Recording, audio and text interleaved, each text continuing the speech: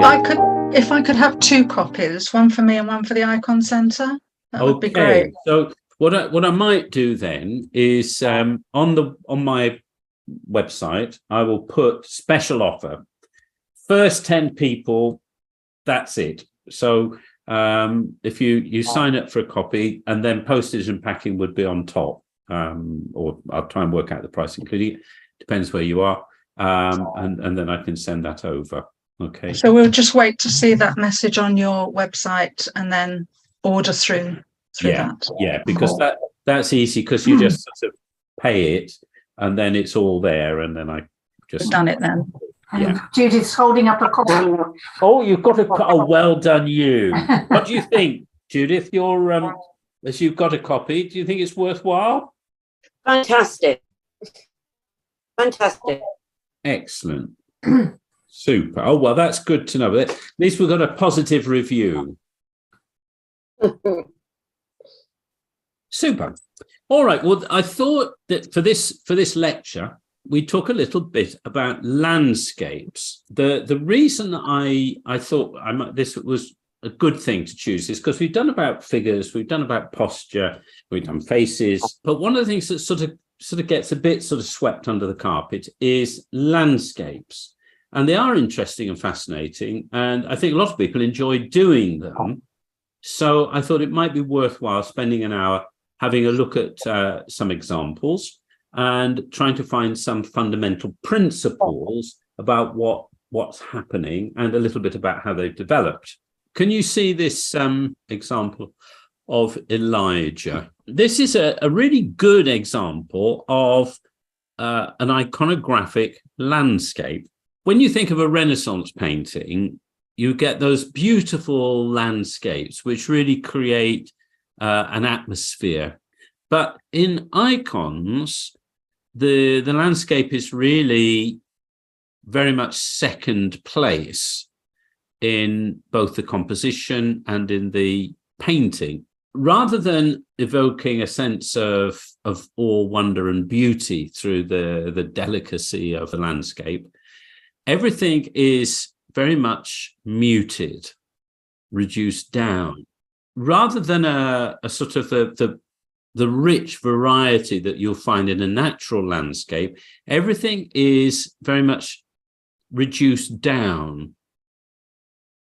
And a lot of people, when they start trying to do icons, really get into a mess, because there's a sort of tension whereby they see these ascetical forms, but at the back of our mind, we think of sort of mountains and valleys and rich foliage and so forth. And there's a sort of temptation to pull that back into it. And at the end of this little examination, I'm going to show you some examples of icons where this creates a mess. But we'll come to that at the end. I'm going to begin by trying to get you on the inside picture. Now, the sort of hallmarks of backgrounds in icons are rhythm, balance, the nobility of the person being presented, and the background really is a contextualization of the figure or the event. So it's not an end in itself, and it's all stripped back to basics, to fundamentals. Now, I said before that the icon is really a record of the love story between God and humankind. And the icon is really God's view of his creation. It's God's perspective. You think of the Florensky way of understanding that our imagination can be from heaven down or from earth up. And in the icon, it's sort of heaven down. It's a spiritualized vision of reality. It's seeing the spiritual core to existence and drawing that out rather than focused on what we see around us and sort of imagining a spiritualized context. So it's sort of catching God's way of seeing things rather than human perspective. You think God sees everything, he's outside of time and space and contains everything within himself, whereas we are in time and in space, and we're trying to sort of look out of that into the reality of God and the spiritual world. So two polarities there. The icon is looking from heaven downwards, as it were. It's trying to capture the essential vision that God has of his creation. And when you look at this little example here, you can see the way in which the figure of Elijah is beautifully contextualized, framed by the landscape. The opening of the cave, beautifully formed around the contemplating figure of the prophet. And the shape of the mountains, the arrangement of the trees, all, as it were, swirls around the figure. In other words, the landscape is incredibly fluid. When we tend to think of nature, of landscapes in nature, it's humanity that's very fluid. You can arrange your figure in all sorts of poses, but the mountains and the sweeping fields and the trees and everything, they're solid. So they don't move, but the human figure does. From the spiritual perspective, from God's perspective, what's eternal and enduring is the human soul. The material world is passing. It's a process of life and death, of birth and rebirth, of dying and rising. But the human soul is eternal. And permeating the transience of all things is the idea of God. When I say the idea of God, the idea in God's mind of the tree, of the mountain, or whatever, that sustains things in being. So it's a bit of Aristotelian, Platonistic philosophy there, that God is what holds everything in being, and the particularities are sort of passing. So in the icon, we have a perspective where the material world is incredibly fluid and malleable, but the human person made in God's image and likeness is what's stable. And so time and space in the icon is rearranged around the persons being presented to us. And you can see this beautifully in this little example, where everything's stripped away. The mountains, on the mountain where he's encountering God, is reduced down to a sort of hill, really, with those little peaks either side. And notice the way there's a rhythm between those two little peaks and then the peaks on the top. So 2, 1, making 3. The way in which the mountains sort of divide to hold the figure. It's like the mountains have to serve the prophet. It's not the prophet trying to find a place where he can sit. The mountains part and present him to us. The shape of the cave neatly holding the figure. And there's no superficiality here. It's not sort of crowded in with lots of rocks or little bits of foliage and things, all stripped back to what's essential. So our eye is resting on the prophet, and everything is sort of serving that. So that's really where I want to start, is by saying actually things are upside down and back to front, as we would think it. It's not a natural perception, but it's looking from within, from the way God sees, the way God creates, the way God sustains everything, and recreating the visual space around in that way. Now, having said that, now I want to look at some landscape. So, as I say, the vision is one of fluidity. And in these examples, you can see an incredible fluidity. Look at the first one here. Look at the cave in which the nativity is taking place. It's almost like it's become a plant. It's a sort of bending over, and it's bowing down to Christ. You see the way it curves over? Look at the way in which the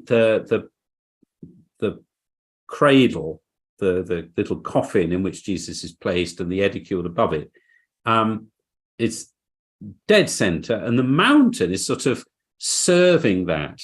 So it's like a pedestal on which Christ is placed. The herbage is reduced down to a tree. This little tree with a little perky frond. And where does that point you? Over to Christ. So the whole of creation in this little vignette is pointing to Christ.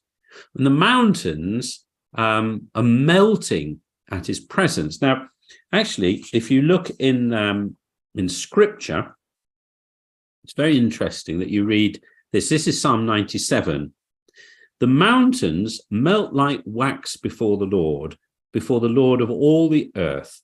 The heavens proclaim his justice. All peoples see his glory. So if you take that little psalm and you read that into the coming of Christ here into the stable, into the cave, in the earth, notice how the mountain is melting. You can see another example in this one here. You see there how it's melted. That isn't a rugged mountain, but it's a fluid shape. Little peaks of the mountains reduced to these sort of little, it almost looks like a little crop of little copse of trees. They're actually little rocks piled up. So in other words, the mountains are completely reduced into this fluid form. Now this is example by George Cordis, so a modern contemporary example. But you see, this is the resurrection, but see how those mountains, well, they've been reduced down into these very, very fluid forms. And even though you've got that quite angularity, see the bits at the top, see how they sweep up, so they become like arches welcoming Christ. And you think of the Psalms where you open up your gates, and this is Christ coming through the gates, crashing the doors of hell and liberating Adam and Eve and the realm of the dead. So here you've got mountains, fluid, framing the context, very much proclaiming what is taking place through the person of Christ, rather than constraining it. Think of another one here. Now, this is some beautiful examples. Now, look at those. Those mountains. This is the resurrection of Jesus. So this is supposed to be the mountain of Calvary, I suppose, and the garden nearby. The mountain on which Jerusalem, Mount Zion was placed. Look how these mountains are reduced down to these poetical forms. I think poetical form is a nice way of putting it. Look at those little flicks of light at the peaks of those mountains. And look at the rhythm with which they've been constructed. See the wing of the angel, the mountains and the wing, all on the same curve. And where's the curve take you? To the tomb. Absolutely exquisite, minimalistic, not overplayed, not over decorated, but incredibly effective. This is another example of this fluidity. I love this. one, it's very minimal, but look at the way in which, through using those thin layers of tempera, there's an incredible luminosity in the mountains, and created in such a way that it's framing the encounter between the women and the apostles. The deep shadow behind them, intensifying those lights which is surrounding them. So you get a sense of illumination and rhythm. Notice the way in which the darkness of the tomb contrasts with the light surrounding the encounter between the apostles and the holy women. It's got a lovely rhythm between greens and reds, contrasting colors.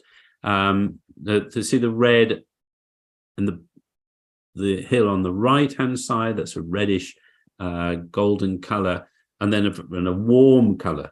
But look at the cool greens. So you think of the cool of the morning when Mary Magdalene was going to the tomb, beautifully evoking that early morning.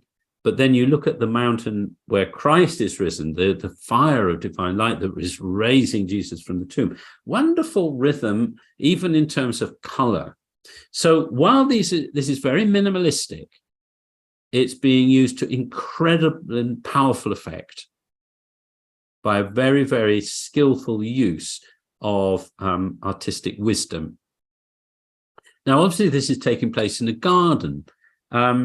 But notice how the foliage is minimal, but joyful. See the swirl of the forms, just like with the mountains. These are very joyful mountains, peaked with light, flowing with light. They're not rigid and tight. They're really very fluid and alive, and therefore joy-filled. That light on that mountain is well worth a study in itself. To see the way in which that translucency is really building up and has an intensity about it, really holds the gaze. But that joyfulness reflected in the swirls of the foliage, and where they're sort of tucked in around the figures. So they're not calling your attention to themselves, not saying, here is a garden in which we'll place figures. It's, here are these figures in a garden. So the garden is serving the encounter. Yeah, the photos I will, I've got them in a little document, so I'll send you these when I send the link to the recording. Okay, where are they from? I'm not sure. I got them all off Pinterest, and I was really just going through finding examples which illustrated the point I want to make, rather than going through particular documents and stuff. But these more melted examples of mountains are very much from the early period. Okay, these for example, this one here. It's from Sinai. You see how the mountains are very minimalistic. You haven't got big monumental forms. They're reduced down, and they serve the narrative. Simply, it's on the top of a mountain, and they are bathed in light. And you see the top of the mountains, the way in which they've got those bright lights. But again, very minimal. It's not trying to make a mountain landscape. It's simply presenting the three figures above and the three figures below. And notice how those figures cower down under the presence of the divine manifestation. It's exquisite, the power of what's being expressed very simply in this example from an epistyle. So you'd have the series of scenes going along there. Now, then, if you look at this one here, even when you've got a building into this, notice how that mountain is almost like plasticine, like a piece of clay, molded around the group of Christ and the apostles, in contrast to the building on the right. So the mountain basically green with touches of red, and the building on the right basically red with touches of green. See the rhythm being set in the background. It's very stable. It's creating stability without monumentality. Normally, when you see a mountain, you think of this great edifice and it looks as though you couldn't move it. When you look at mountains in the first 1,000 years of iconography, they are melted, molten, fluid, reformed, very plastic around the main figures, and they present them. They add rhythm, which gives stability, but it's a stability of rhythm and simplicity rather than a stability that comes through monumentality. They don't overshadow, they don't overwhelm the composition.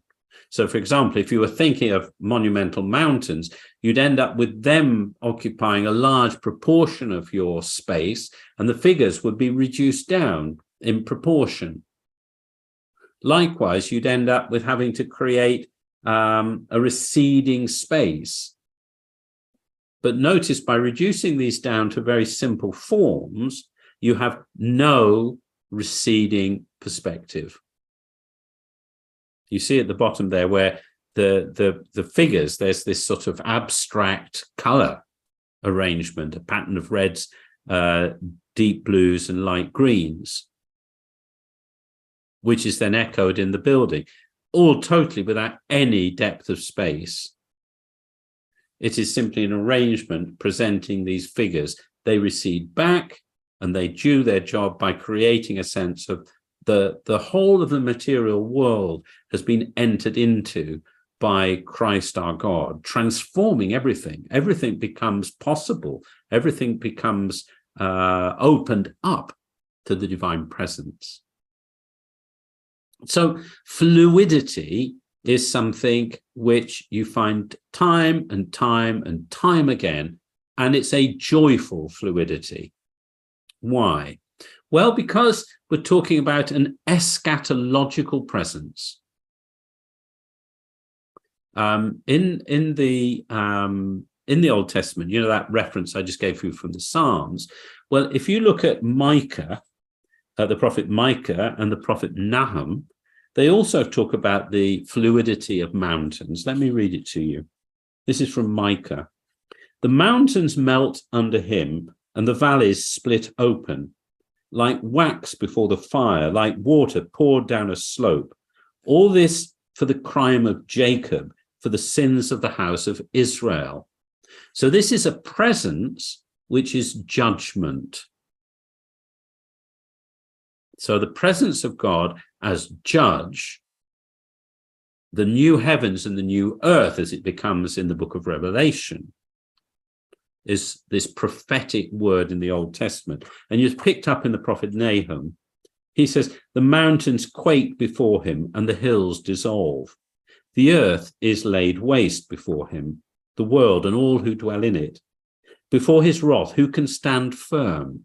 And who can face his blazing anger? His fury is poured out like fire, and boulders break apart before him. So we're talking here about an eschatological landscape. Now, in the Old Testament, the coming of the Lord was seen as a day of judgment, of fire and brimstone, of this, literally the whole world melting before his presence. In the New Testament, this is refined, and we have the idea in the book of Revelation that when Christ returns at the end of time, it will be a new heaven and a new earth, a recreation. And we have that wonderful image of the New Jerusalem coming down out of heaven with Christ, the Lamb as the light, so there's no sun, moon, it's just Christ himself illuminating all things.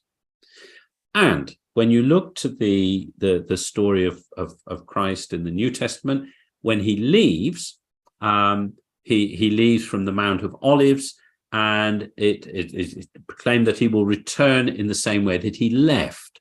So the idea of a mountain melting before the Lord becomes a sign of Christ's return at the end of time, of a new heaven and a new earth, of it recreating. So when we see liturgical art, where is liturgical art designed to be? In a church. It's art of the liturgy. That means the first primary context is in the sanctuary and decorating the whole of the nave, the cupola, and so forth, and even the narthex. And when we participate in the Eucharist is a foretaste of the heavenly banquet which awaits us when we are finally united with Christ at the end of time. The Eucharist is eschatological. It takes us into the final consummation of God's love for us and for all of creation. So this eschatological art sort of concertinas time. So the presence of Jesus when he first comes in the cave in Bethlehem is also his coming at the end of time. Christ coming into the tomb is also the manifestation of Christ in triumph and victory. There is this sort of everything concertinas into one moment rather than, and then it's sort of examined along a time frame. But in the Eucharist, it all comes together. We are taken to Calvary, but through the resurrection. And it's Christ continually presenting himself before the Father in the heavenly throne room. So it's a sort of echo of heaven on earth. You're all with me on this. You know what I'm talking about. Okay. So the art of the liturgy sort of concertinas all of these realities. So the art of the liturgy is eschatological. It's proclaiming the world and the material order as it will be reconstituted in Christ. And it's looking at the world now through that lens.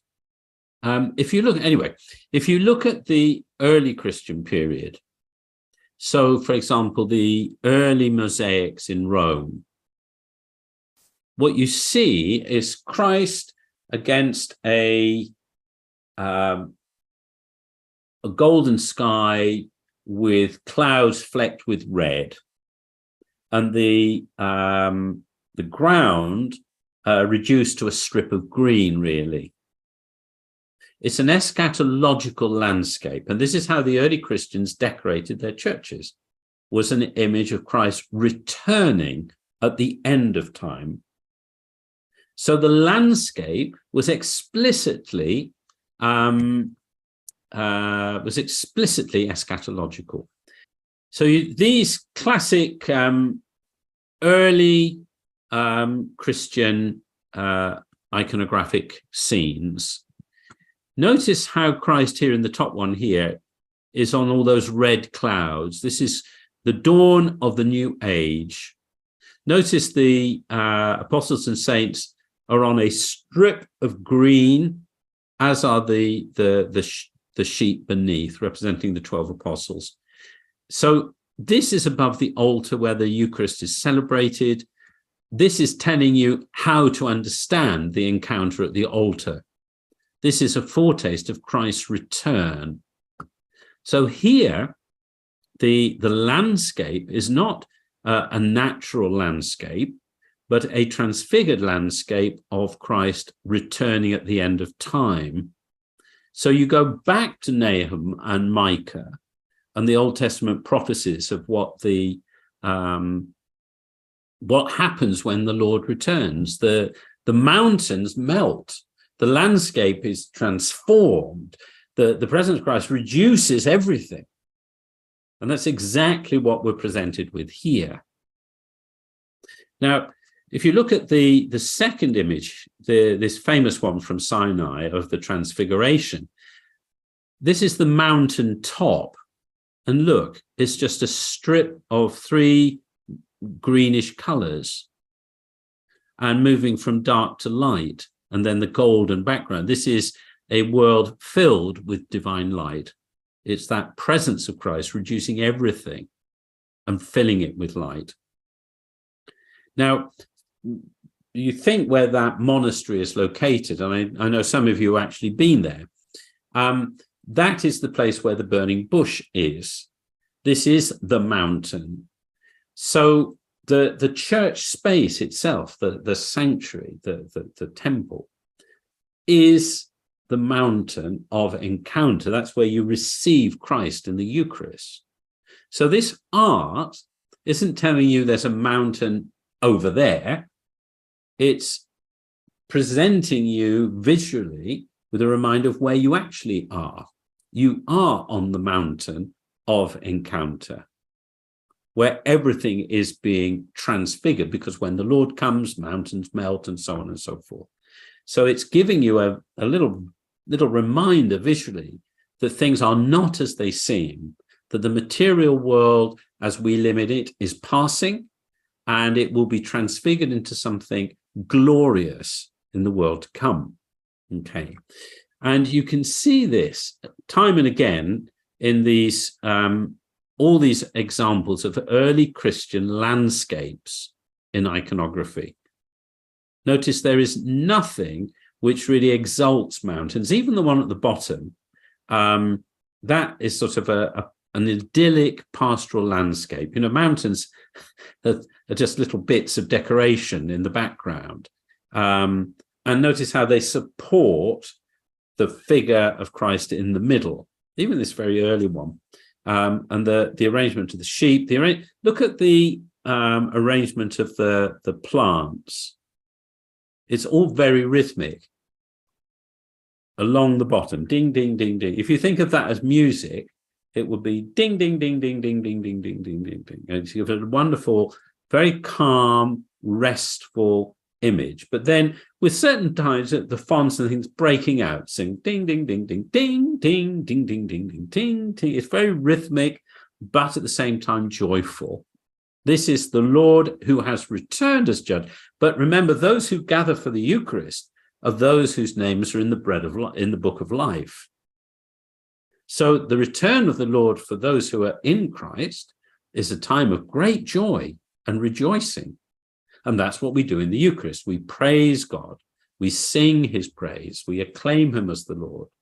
And that's exactly what you see in the arrangement of in all of these. Notice how stable it is.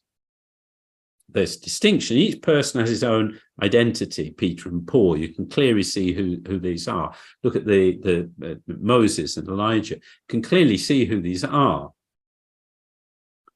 But they all belong in that whole. They all have their place. Nothing is sort of disturbed. Nothing is disturbing them. They are at peace. They are one with Christ. Everything is held together in perfect order.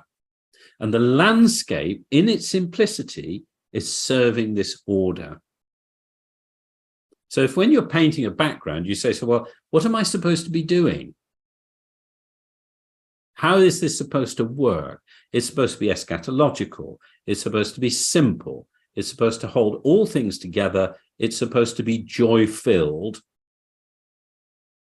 and breaking open the space with the return of Christ. So this is very, very much in the first 1,000 years, this eschatological mark going through, with then, for example, here, a sense of paradise. When the Lord returns, is to return us to paradise. Remember to the repentant thief, today you will be with me in paradise. So the Lord's coming is to return us to Eden, a garden full of delights, to paradise. And here you can see angels and saints gathered, and they're in this beautiful garden. Beautiful not by overwhelming humanistic or naturalistic forms which draw attention to themselves, but the simplicity of the forms, the rhythm of the forms. Look at the reds, the greens, and the whites. A very simple palette, but they really are arranged musically. So it's probably good to think of how it's arranged in terms of music. both rhythm. If you have a piece of music which is just chaotic or just overwhelming, that wouldn't solve the problem. But this is a very beautifully composed composition where the figures stand out precisely because of the simplicity. But it's a rich simplicity, and it has these wonderful, as it were, sort of notes of little bits of color which don't detract or overwhelm, but just enhance that sense of joy-filledness. Now, so that's the first period of Christian iconography. After the iconoclastic controversy, and especially with the rise of Hesychism, things do change. So I want to now go to another example. Let me bring.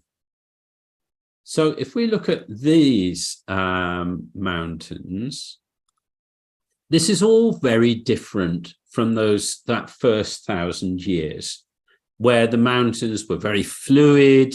They were really quite, they have a rich feeling to it.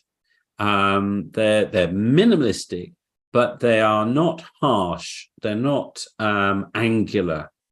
They have a very gentle, soft feel. But in the later period, especially with the rise of the hesychastic monastic movement, mountains begin to emphasize something else, and that's the ascetical struggle. Now, from very early on, some of the early church fathers talk about the spiritual life, the struggle to grow in holiness, as very much like climbing a mountain and the ascent of the soul. So, for example, St. Gregory of Nyssa, he wrote, "In this way, the soul may ascend by degrees, accomplishing the spiritual journey by passing through the forms of the virtues as if they were mountains." So that was Gregory of Nyssa back in the 4th century. And that, if you, for example, you think of St. Gregory the Great in the 6th century, he wrote, "Just as the mountains rise to lofty heights, we should ascend the heights of virtue." So the idea of the ascetical struggle, of trying to climb the mountain, thinking of Elijah, for example, going through the desert, finding himself in the cave where there's the silence, and then he has the epiphany, the manifestation of God, the theophany. The same with Moses up on the mountain receiving the 10 commandments. Think of the transfiguration, the disciples going up the mountain and then having this revelation of Christ in his glory. This becomes much more the emphasis, the background noise, as it were, to how icons were being painted. And so there's a radical transformation in how landscapes are shown. So I've chosen a few examples here showing the transfiguration and the nativity, because mountains and backgrounds feature very strongly in these. And notice how much more dominant in terms of space these backgrounds become. If we look at this one, for example, of the Nativity, a Greek icon, look at the sheer amount of space being taken up by those mountains. And look how dominant that space is. The figures are very much arranged around the space, and the mountains actually have a personality in the midst of that space. So you see the way in which those peaks, especially in the middle, sort of bringing your eye down to Jesus and Mary and the cave. They're not just presenting the figures like in that early example, that example I showed you at the beginning of Elijah in his cave, where the mountains melted around it. Here, they've got much more substance and form. They have a presence in themselves. They become characters, really, in the display. And look at the way in which those sort of rugged, jagged steps are being displayed, Why? Because you've got this emphasis on mountains being a place of ascent and descent. So Christ descending into the earth, into the fallenness of the human condition, the aridness of the world without Christ, the world that's fallen. Think of Adam and Eve driven out of the garden, its luscious fullness, into a dry, barren land, which they had to till with the sweat of their brow. So here you have Christ, our God, coming into this barren landscape, which is being broken open by his presence. And it's a presence that fills it with light. And notice here those rugged steps flecked with light. And indeed, look at the mountain face on which the Virgin Mary is lying with her cushion. Look how bright that is. So it's very much rugged and light, light-filled. And the creation, joyful. The mountains, malleable, but not really molten, not as we saw them before. They're not reduced down in form and become a fluidity. They're fluid, but still rugged, and they still have mass and form. Look at another example. Look at this one here, famous Transfiguration. Notice how the figures are arranged, and the mountains are actually having a presence. So they're being used to push the distance between the disciples at the bottom and Christ and the Holy Forefathers in the upper region. So there's a sort of separation between them. And at the same time, the mountains are being used to present the idea of ascent and descent. Look at the figures in the caves either side. The apostles going up with Christ on the left, coming down on the right. Very much this sort of movement of into Christ and then the bringing that into the world as they descend. Quite a dynamic sense of what is taking place. So a fluidity of background. This isn't a natural landscape, but far more the landscape is being now used to create a sense of narrative. And we saw that on the earlier one. So if we look at this one, notice again how the mountains are really sort of have got a sort of presence of their own, very, very different to where it was in the first 1,000 years, where mountains really would never have occupied almost a half of the space because it was all about the figures and their communion. Here, it's making a statement about the spiritual life, the spiritual journey, about the way in which all of the creation is being transfigured by divine light, into which the disciples are being caught up and overwhelmed with. So a sense, notice how the Apostle James there on the right-hand side turned upside down, and then notice how the light is sort of traveling along his leg. It's very much overwhelmed by that divine light, which represents the divine presence. And if you think of hesychism, the direct experience of God is through the experience of the uncreated light, which sort of overwhelms us. That is what is very much the accent in this, in the way in which icons are now beginning to develop. So look at that nimbus in the middle. It's very dominant, very overwhelming, radiating out into the whole of the icon. The forms of the mountain very minimalistic and formulaic, but now becoming more elaborate in themselves and more monumental. You get a feeling that this is a great mass of mountains, even though the way they're painted is full of light. Notice the solid colors are the figures. The mountains themselves are these thin, minimalistic washes of color, which are allowing the light to permeate through and bounce back. So the materiality is dissolved in terms of color, even though its form is really quite rugged, but again fluid. Notice the way in which the mountains are curving round. So you've got that fluidity, but it's got more of a monumentality to it. In this Russian example, there's classic Novgorod. And you can see, this is a beautiful example here.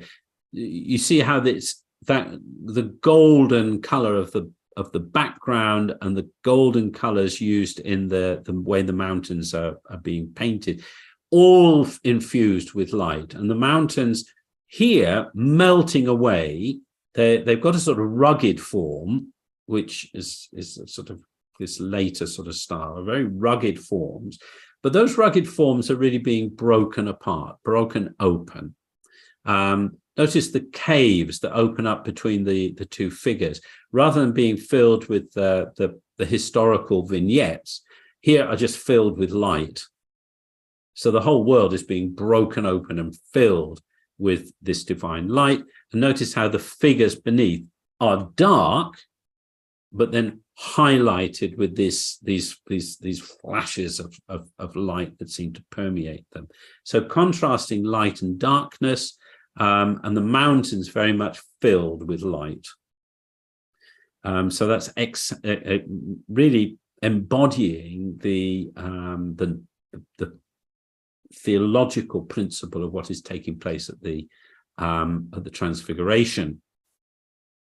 But even here, in this Russian Moscow icon, notice the barren landscape, notice the rugged landscape, minimal, but these sharp, jagged forms do give you a sense of a sort of ascetic setting.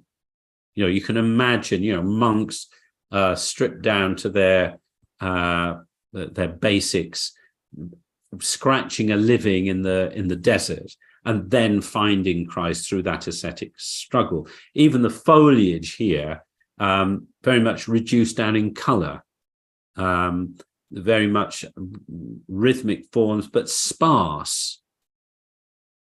It doesn't appear like a garden of paradise, but it's that ascetic desert in which the journey into Christ that we live through now is being lived.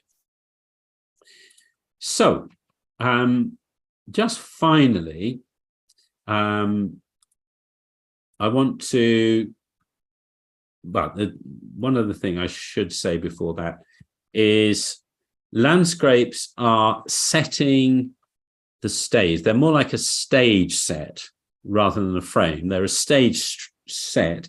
And remember that most icons, certainly with the way they were designed, were to be seen alongside others on the church wall surface next to each other. So, for example, in these, you can see the apse and then the layering, the rows of saints. So if we look at this one, see how that landscape is reduced down to a band of green with those rhythmic flowers. So this is paradise. It's a rhythmic, joyful arrangement. Those very white, pale colors against those dark backgrounds really make them stand out and sing. They are figures of light, figures of joy, and the arrangements of the foliage around them accents that. But it's not grabbing your attention. Why? Because you're in the whole place. The central action is Christ coming on the altar. And Mary presents Christ coming in the flesh above the altar. That's what sets the as it were, the visual note. And then everything else is rippling out from that truth and then rippling back. All the foliage on the archway, picking up the foliage around the apostles, all very stylized, all very rhythmic, all very geometrically patterned, giving a sense of stability. This is not the world that's falling apart, but this is the world that's being recreated for eternity. And this is the foretaste of that.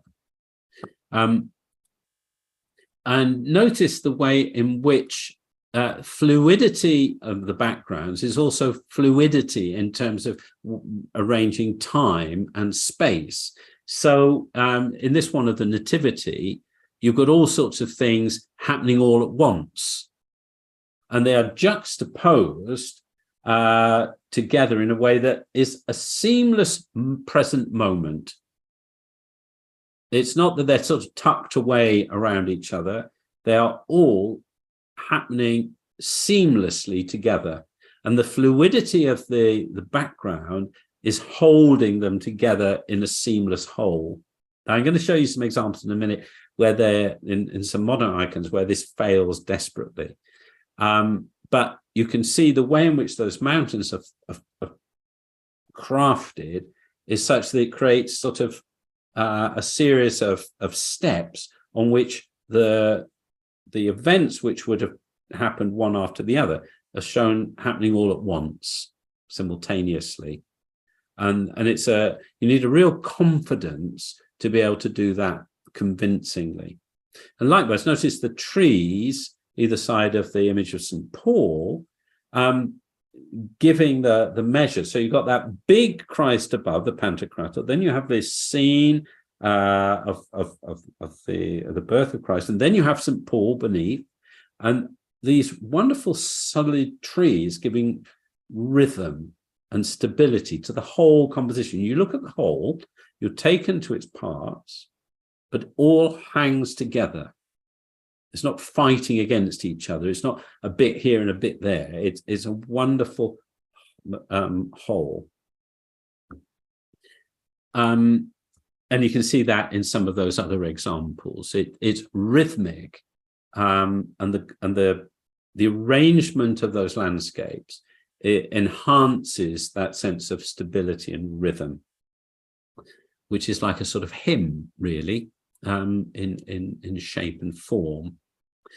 And then finally, I want to look at some modern problems. Now, can you notice here how these fail dismally? The rhythm is broken by busyness and fussiness. Rather than the transfigured landscape of Christ returning at the end of time in an eschatological moment that transfigures the world, it becomes a natural landscape into which Christ is placed.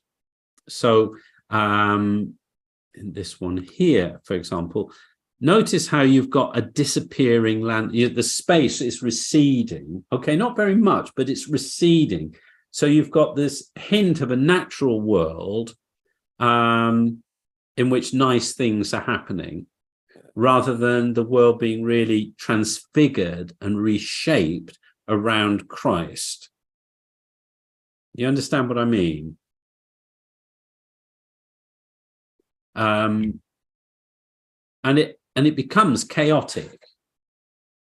So the figure of Jesus is just another, as it were, physical presence among other physical presences.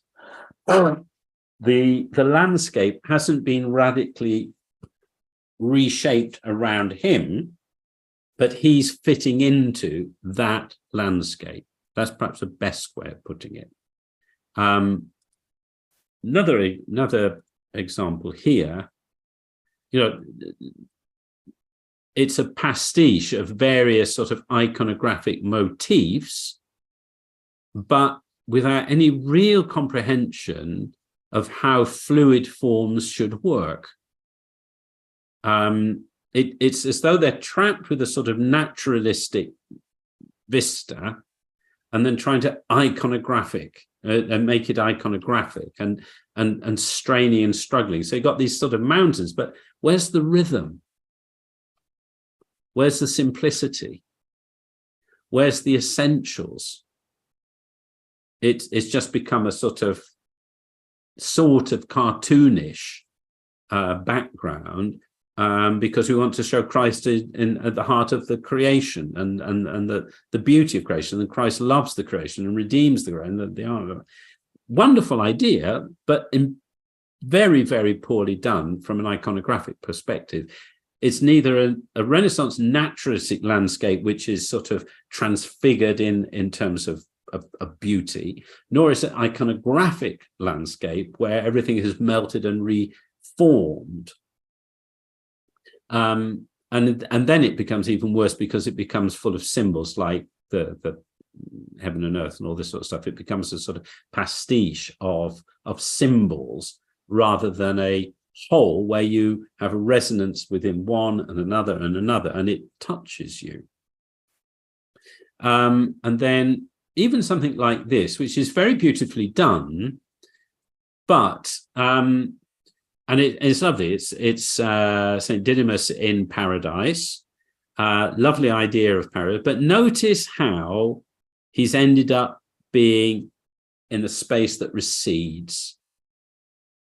Look at the back of the ground, and he's step back. So instead of a dissolved space where he's emerging towards us, we've got a sort of naturalistic perspective with, as it were, transfigured, iconographicized plants.